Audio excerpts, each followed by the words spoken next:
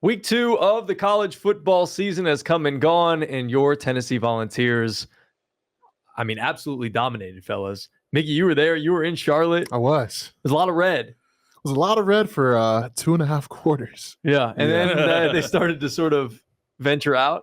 They trickled out in a hurry. Rocky Top. Oh, my gosh. Neyland East?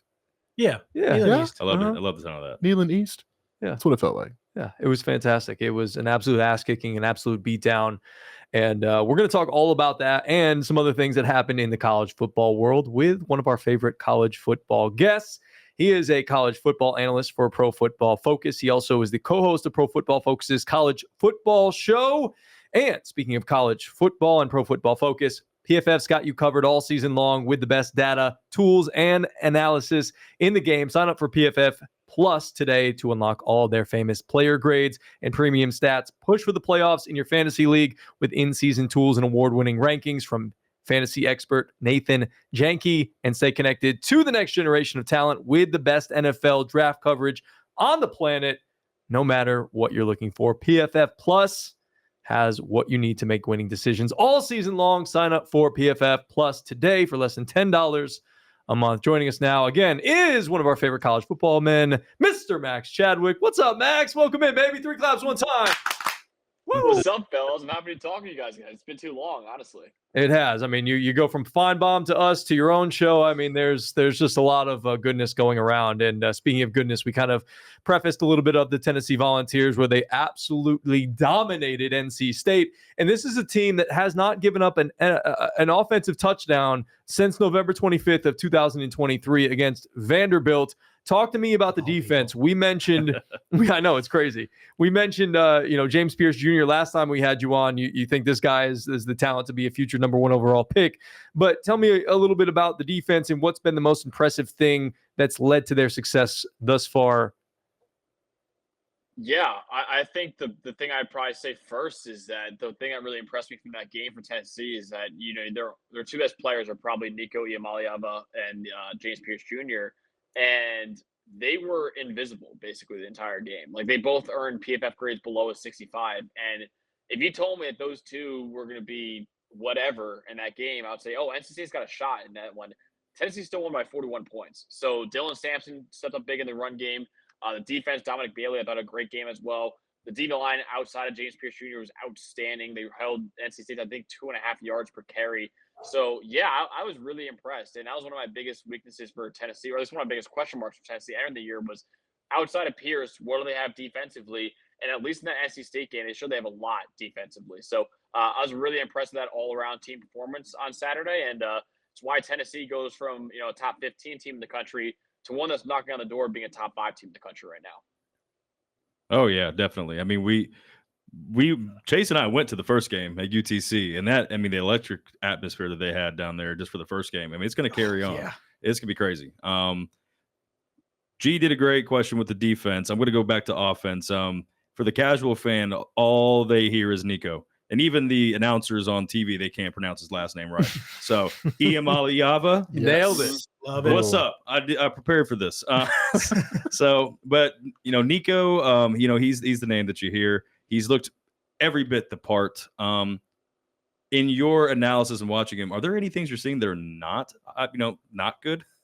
That are things to be of concern as we move into tougher games in the season? No, I think it's tough because I think this is probably his worst game of the 3 that he started so far. Because the problem is that he was outstanding against Chattanooga and then he was outstanding against Iowa in the bowl game. So really saying it's his worst game when really he was fine and he wasn't even relied on to carry them in this game, that's pretty good, right? So not a lot to nitpick with this game right now. Honestly, I think he's a guy that could very easily be one of the top quarterbacks in the country right now and next year as well, since he's only a sophomore, and one of the top quarterbacks in the draft. I think, at least for NFL draft evaluation, the big question is going to be, separating him from the Josh Heupel offense, because the Heupel offense, just put it simply, it has no really correlation to the NFL at all in terms of the way he runs it. So that's going to be interesting to watch how that develops. But at the same time, you see all the tools. You see why he was a top 10 recruit coming out of high school. He's one of the most physically gifted quarterbacks that we have in college football right now. And so far, through 3 career starts, he's been nothing short of spectacular, honestly. So I've been really impressed by him, and I can see why so many Tennessee fans were so incredibly hyped when he committed to them a couple years ago. And Max, just being there, and seeing him live, there were a few throws that were missed, but you talk about the big play potential. Receivers weren't that involved in the game plan, I noticed. I mean, it was really, 8 were stacked, up top, and you had 3 kind of just in the box at all times. Is that going to be a way to defend Tennessee moving forward? Is that even a good idea? Because I don't think so. Oh, your boy Dylan Sampson. No, I was gonna say Samson, man. I love Samson. I mean, Jalen Wright last year got a lot of love and deservingly so for how good he was last year. But every time Samson was put into the game, he was electric, and that's why I had him as one of my biggest breakout players in college football this year. Like, man, this guy's as the number 1 running back for Tennessee now. He could have a breakout year, and he was outstanding against Tennessee. I guess NC State, I should say, this past Saturday. It's hard to defend them now because you can't obviously you have to put guys deep because Nico can go over the top with those speed receivers out there, but also you have to account for the run with Dylan Sampson and even Nico as well. Nico can run a little bit as well, so it's a really difficult offense to stop right now. I think there's a lot of defenses out there like Alabama and Georgia and everyone else that got to play this year that are kind of looking at it and saying, okay, it's going to be a lot for our defense to handle when they play them. So yeah, I think it's a really awesome offense that Tennessee has right now, and I think Nico has really unlocked a lot of it this year, honestly. Oh, yeah. And I mean, for most people in the casual world right now, they're looking at this Tennessee offense like air raid, air raid, air raid. And I know I'm not saying anything different than a lot of people you talk to. Like, it is no surprise that they run the football. They're really good at it. But I did want to ask too, like on the defensive side, what did you think about the secondary so far? Because that's obviously the biggest question mark. But the secondary, we've got, freshman Boo Carter, shout out Chattanooga. So just want to see what you guys thought about it so far. Yeah, I think the secondary was definitely a question mark. Obviously, losing some key guys from last year, but at least through 2 games so far, it's looked pretty good, I think. And obviously, right now they have the 24th best team coverage grade in the country at 88.3, so that's pretty good, top 25 in the country.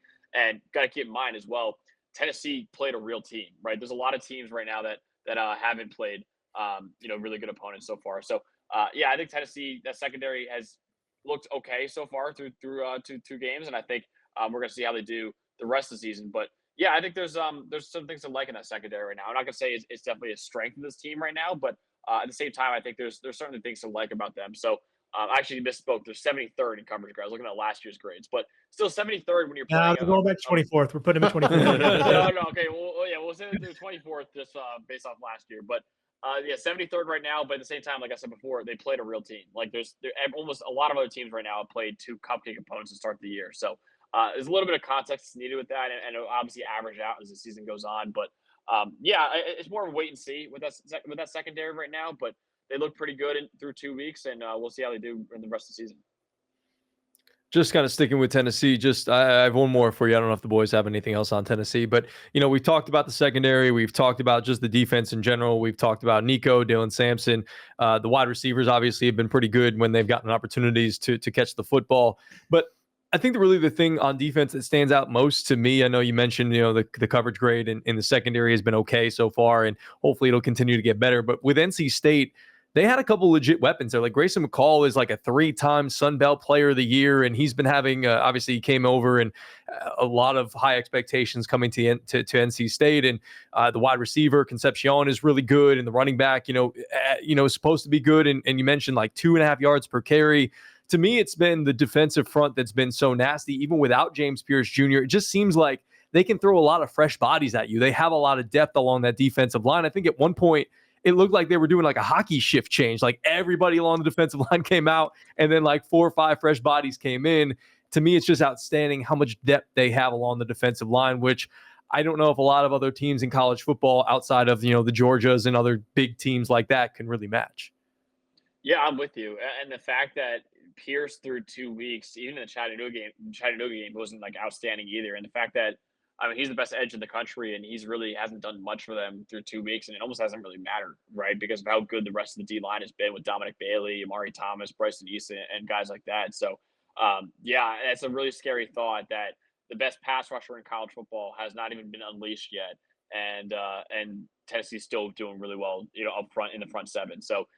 If they get, that's why my question mark was if they get more out of outside of James Pierce Jr. on the defense, it's a really dangerous team. And as of right now, they've gotten a lot out of that defense, especially in the NC State game, just completely shutting down Jordan Waters, who's a good running back in that ground game. So I was really impressed by what Tennessee's done in that NC State game. We'll see if it carries over into SEC play. Yeah, great transition to SEC play because right now we have 6 of the top 7 teams in college football ranked, and they're all SEC teams. What are you seeing from this conference? I mean, it's kind of top heavy in a lot of ways, but at the same time, I mean, they're earning these wins. As we head into SEC play, what are the teams that we need to be looking out for? What are the schools that have really impressed you to this point?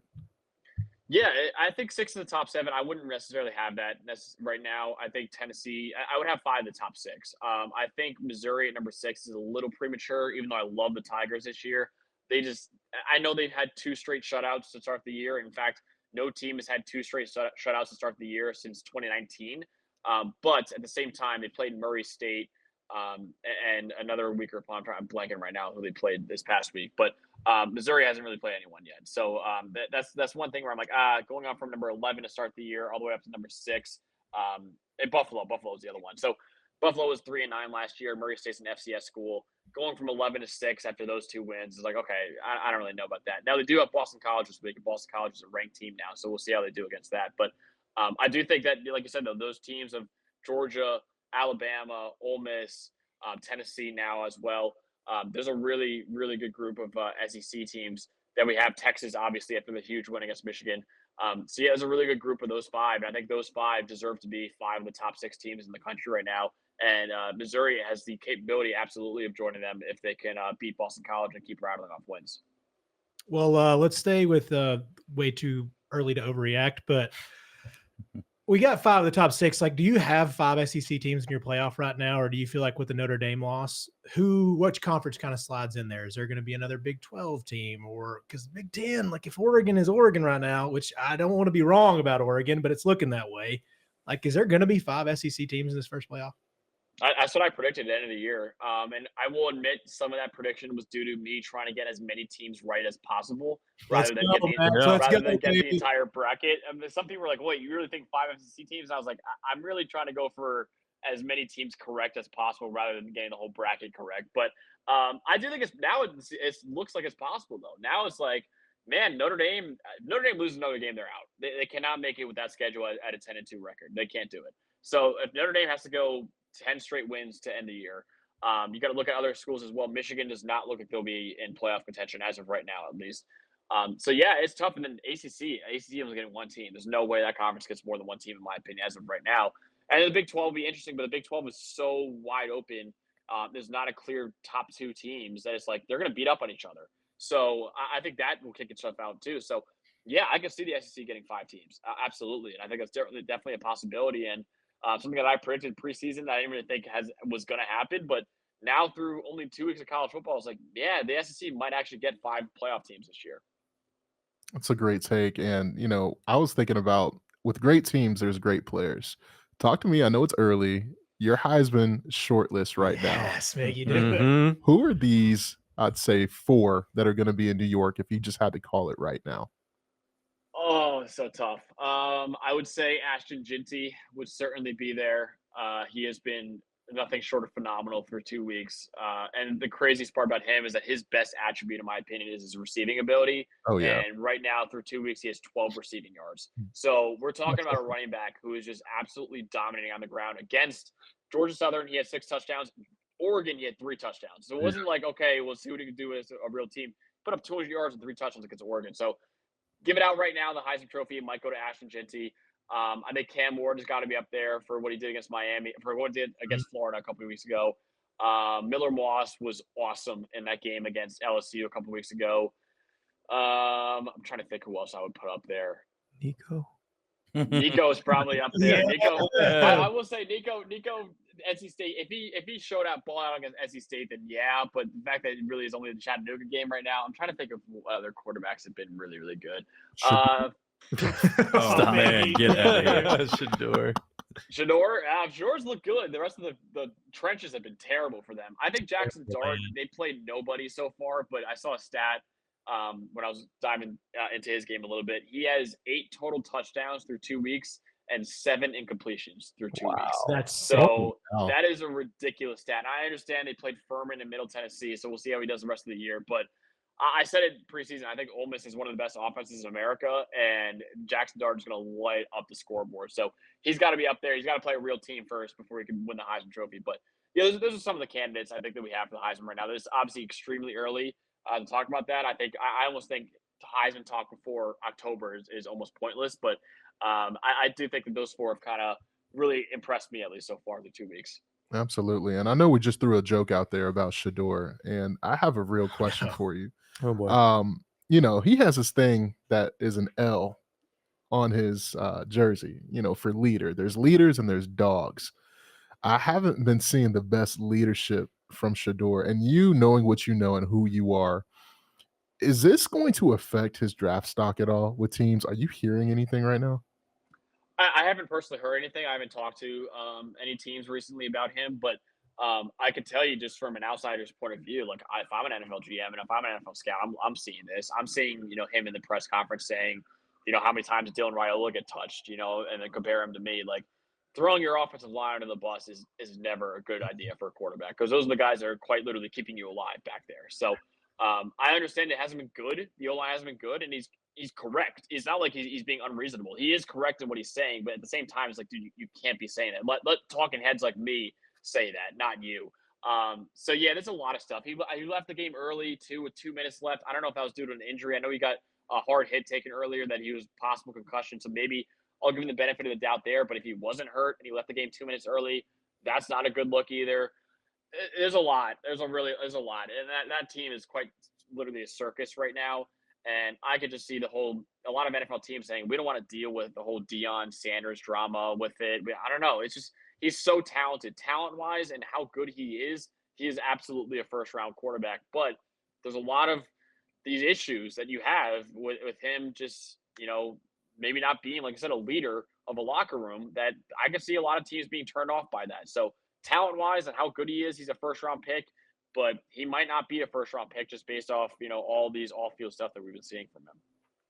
Max, you got a chance to do something cool last weekend. You were at the Texas-Michigan game, and Michigan absolutely got dog-walked in their own building by Texas. Talk to me about that experience, the atmosphere that you experienced there at Ann Arbor, and how freaking good is Texas? Because the man across the table from me, Garrett, is like, hey, let me put all my chips in the middle right now on Texas to not only make the playoff, but to win the playoff. Are they, in fact, that good? And talk to me about the experience of being at that game. It was awesome. Yeah, that was my first time ever in Ann Arbor. So I booked the cheapest motel of all time, and ended up being that exactly. So I felt kind of bad for Dolan and I, who were staying together, because we went on Friday night, went to the bars, and had a good time in Ann Arbor, and then went to the game on Saturday. But that motel was rough. But I will say that the game was a lot of fun. The game was fun. The crowd was electric for a quarter until they got completely taken out of that game.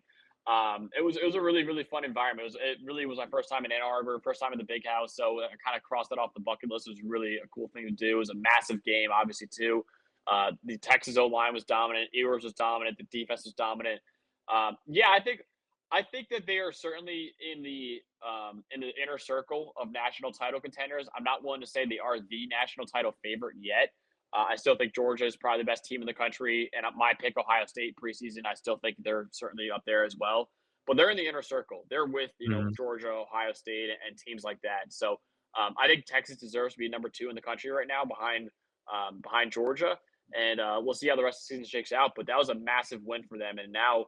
Yeah, they have a really good shot at making the college football playoff. But they play Georgia and they play Oklahoma. I think those are the only 2 ranked games that got left in the schedule. And Oklahoma looked very vulnerable against Houston this past weekend. So even if you lose to Georgia and you go 11-1, you can still make the college football playoff with that record out of the SEC. So Texas is set up very, very nicely to make the playoff this year. All right, Max. So there's been a lot of, speaking of sort of, I don't want to call them letdowns or disappointments or whatnot, because they actually haven't lost, but there's a lot of these P4 schools that have had close calls so far this year. How concerned are you with teams like an Oregon or an Alabama or Penn State, Arizona, teams like that? Yeah, the Oregon one is a little concerning considering it's been 2 straight weeks of this, and Oregon was a team that I thought preseason was in the inner circle. I thought Oregon was the 3rd best team in the country by a good bit, honestly, behind Georgia and Ohio State. So really, it's been concerning, and I think the one thing that's really concerned me is the offensive line, which I thought was a top 5 unit in the country entering the year. I actually think the Oregon offense, outside of the offensive line, has been exactly what I expected. You know, Dylan Gabriel, when he's protected, looks good.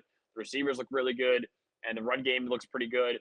The offensive line, though, has been bad through 2 weeks, honestly. I mean, against Idaho and against Boise State, they really struggled protecting Dylan Gabriel, and I think they actually have sub 65 pass blocking grades in each of the first 2 weeks. They only had one of those games all of last season. So there's a lot of things going wrong with that offensive line right now. So I'm a little concerned about that. I still think they're a really talented team that they could figure it out as the year goes on. Alabama was a little fluky. I thought. I'm not really too concerned. I don't think they're a top 4 or 5 team in the country like they're ranked right now. Mhm. But I do think that USF game is a little fluky. I think they'll figure it out. And then outside that Penn State game, I thought it was a really fluky game against Bowling Green as well. I'm not really too concerned with that. Again, they're a top 10 team in the country, not a top 5 one. But again, I don't think that game is really indicative of how Penn State's going to be this year.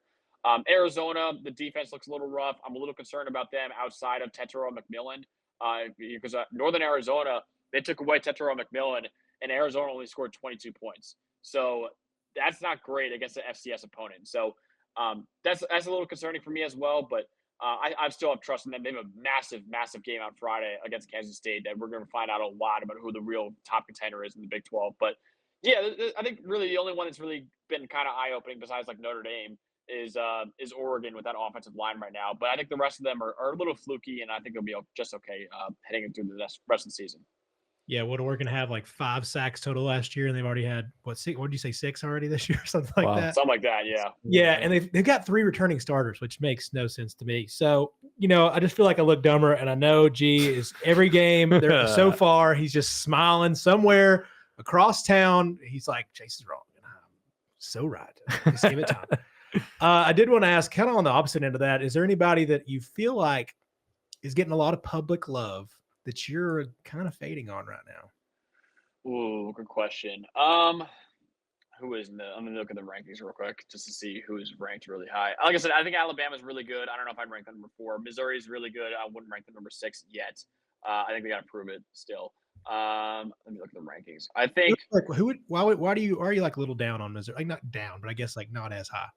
I love Missouri. I think they're a top 10 team in the country. I just think putting them number 6 right now after moving them up 5 spots just for beating Murray State and Buffalo, I don't think is very smart. I think you got to wait and see them until they do something. I think they can be the top 6 team in the country, but I got to see it happen against like Boston College at least this week.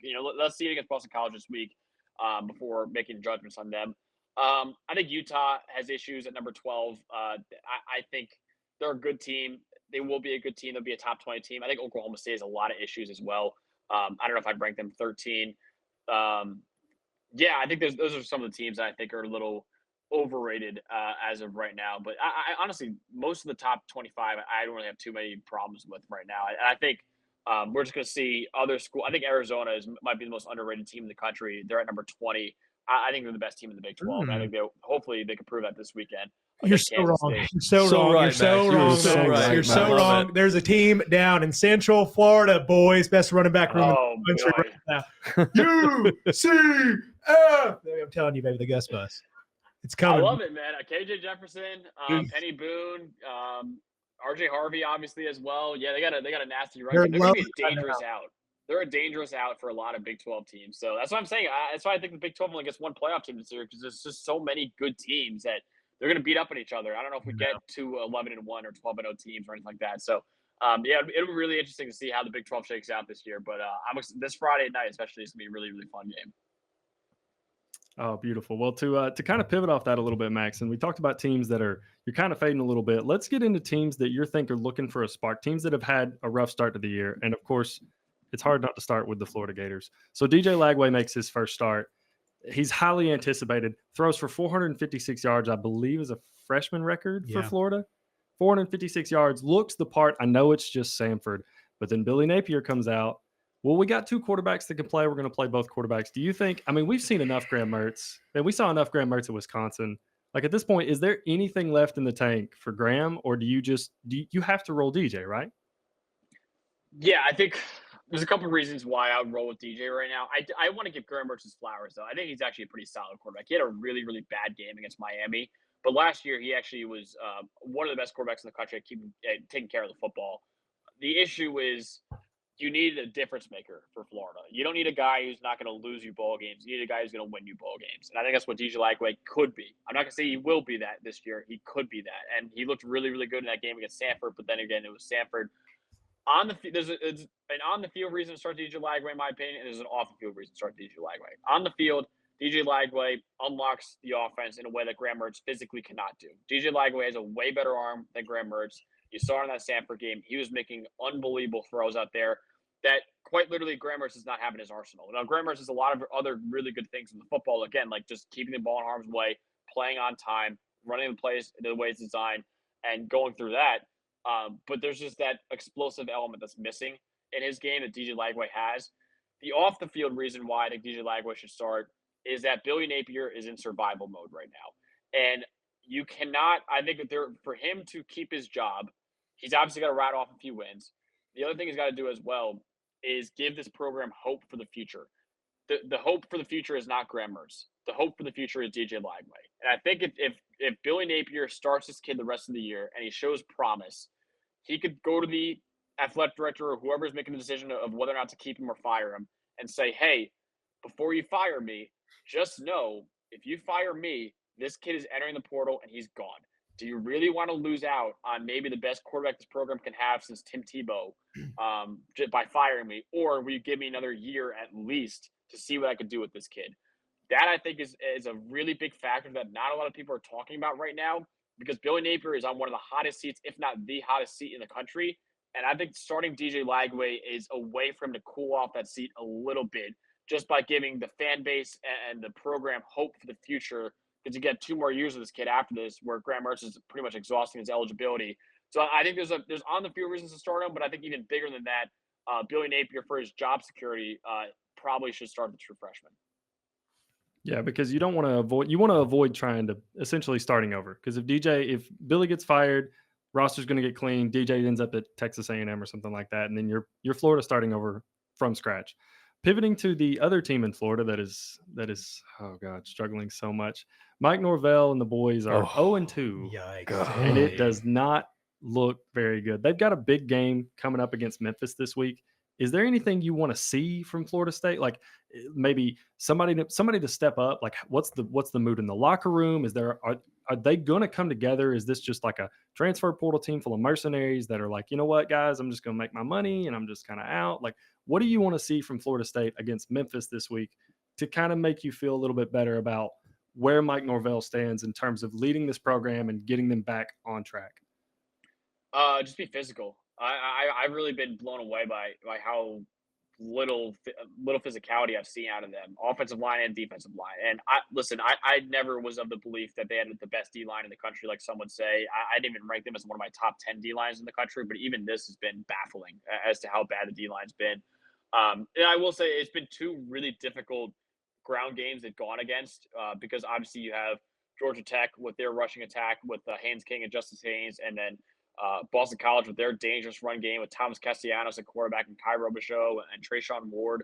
But at the same time, they've really, the physicality on that side of the ball has been worrisome. And then on the other side of the ball, the way that you can win with DJ is if you have a really dominant ground game, and then defenses stack the box to stop the ground game, and then DJ wins off of play action off of that. They don't have a dominant ground game right now. So now you're in the problem of, okay, DJ's got to drop back and just be a pure passer. That is not where he wins. And that's why you're seeing a lot of struggles right now. And, there's a lot of people who are saying, okay, how is this guy who was actually pretty damn good at Oregon State last year, how is he this bad now? This is always who he's been. The difference is that last year, Oregon State had Damian Martinez, one of the best running backs in America, who's not Miami, and one of the best, if not the best offensive line in college football, led by Talisa Fuanga, who's the first-round pick for the Saints. Florida State does not have that. They don't have a superstar running back. They don't have a star-studded offensive line either. I think they have a decent offensive line that's entering the year, but they haven't really played like it. DJ needs that in order to succeed, and they don't have that right now. So I almost don't even think it's DJ disappointing. I think it's just Florida State not surrounding him with the offense that he needs to succeed. And they're just not doing it right now. So I think there's a couple things for that. And I think just ultimately being physical on the line of scrimmage on both sides of the ball, they got to be better at that, because that's really been their biggest issue, I think, through 2 weeks so far. Interesting. Well, I'm hoping they can get it back on, because I got a soft spot in my heart for Mike Norvell. Even when he was at Memphis, and when Florida State brought him on, I was like, I think that's a good hire. So hopefully they'll turn it around. But speaking of turning things around, and I got to give my boy Chase here some flowers, because he saw it coming. I was not a believer. Certified ball I think knower. I'm a little bit on the train now. Max, talk to me a little bit about USC's defense, man. They're in the right position. They look like they know what they're doing. They look like they belong on the side of the field. And this all happened in the course of a spring. Talk to me a little bit about what Deontay Lynn's doing and how he's kind of turned this around. Yeah, it happened in the course of the spring, because it happened in the course of spring last year with Deontay Lynn as well. UCLA's defense 2 years ago was objectively horrible. I think they were 111th in the country in terms of efficiency. Then Deontay Lynn was hired, and the very next year, they were 8th in the country in efficiency. I'm not saying we're going to see a similar jump where all of a sudden they're a top 10 defense in the country, but Deontay Lynn is absolutely one of the best D coordinators in the college football right now. And I said it before, when he was hired, that is the best hire of the offseason, head coach or coordinator.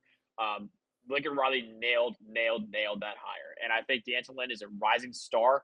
Would not be surprised if he gets a head coaching job after this year. He is an excellent defensive coordinator. And the one thing I'll say about USC's defense as well is that it was never been a talent issue. They've always had talent. They bring in 4- and 5-star recruits on defense every single year. The issue has always been coaching. And when you have a guy like Alex Grinch, who has done some good stuff before, but really in the last few years has been one of the worst defenses in the country, the issue is your players stop believing in him and the defense overall. And they lack confidence out there. And you saw them. At times, they looked like they had no idea where to go. The physicality wasn't there, and just plain the confidence was not there. Deontay Lynn's come in, and I think he's instilled confidence in those players, in those talented players they bring in every year. So it's never been a talent issue. It's not like USC just added – they did add a lot of guys in the portal that are really good players, but I think even more than that is just coming in and changing the culture defensively. And I think that's what Deontay Lynn's done amazingly, more than the X's and O's, just really instill confidence in these talented kids. And they're playing like it right now. And of course, it's still early in the season, but that game against LSU really was really impressive for me, at least. And they're a well-coached defense now, and I think they're going to show a lot of people why they shouldn't be overlooked right now in the AP poll or anything like that. So I love the hire, and it's proven to be a really amazing one for 2 weeks so far. All right, Max, last one for us, and I think we'll let you go after this. But my last question for you was there's a handful of teams outside the top 25 now that have started to make some noise. And, you look at in Illinois, a Boise State who, obviously pushed Oregon, and Syracuse and Kyle McCord, coming from Ohio State, and he's been really good so far at Syracuse, and they could make some noise in the ACC this year with their schedule. But talk to me about some teams that are outside the top 25 right now that you think will end up surprising us by year's end and really making a push, maybe potentially for a playoff, or, it's just at least somewhere in the top 25. Yeah, I'll go with my alma mater. Syracuse is really impressive so far. Fran Brown has really been great through 2 weeks, and the Ohio game was impressive, how they won that game. And then this game against Georgia Tech, obviously a top 25 team in Georgia Tech at the time, and they beat them. And Kyle McCord's looked awesome through 2 weeks. And I'm really, one man's trash is another man's treasure. And they took Ohio State's trash and made it their treasure pretty quickly. So Kyle McCord has looked really, really good. I wonder if there's some Ohio State fans who see this right now and say, man, maybe we'd rather have him than Will Howard. But I think it's been really impressive what they've done so far. So I don't know if they'll end the year in the top 25, and I don't think they'll make the playoff. Mm-hmm. But I did think that the Orange should be shouted out right now. We currently have them in our top 25. I think they've earned a spot in the top 25 after what they did so far this season, more so than, say, Nebraska, who's number 23 right now. So, I'll shout out my alma mater, the Orange, for what they've done so far. Yeah, it's been fun, and they can potentially make some noise here within their schedule and whatnot, because they have some chances against NC State, Pitt, Boston College, and then finishing out the year with Miami. But Max, it's been an absolute pleasure per usual, my friend. Again, follow him up on Twitter at Max Chadwick CFB. Find all of his great work over there at Pro Football Focus. Again, he is a college football analyst for PFF, co-host for PFF's college football show as well. Find that wherever you get your podcasts and get all of the great content. It's kind of like a snippet of what you get here every single. How often do you guys do the PFF college football show? Yeah, so we do it every Tuesday night, the preview episode, which is about 5 or 6 or even more now, biggest games of the week we preview and predict. And then every Sunday morning at 9 a.m. Eastern time, we are reviewing and going over the grades for the biggest games in college football as well. So, yeah, twice a week now, Tuesday nights and Sunday mornings is what we're doing. Beautiful. Well, check that out wherever you get your podcast. 5 stars, nothing less. Tell a friend, boys. One more time, 3 claps, one time. Thank you, Max. Appreciate it, my friend. You're crushing it, Max. Thanks, guys. Appreciate you.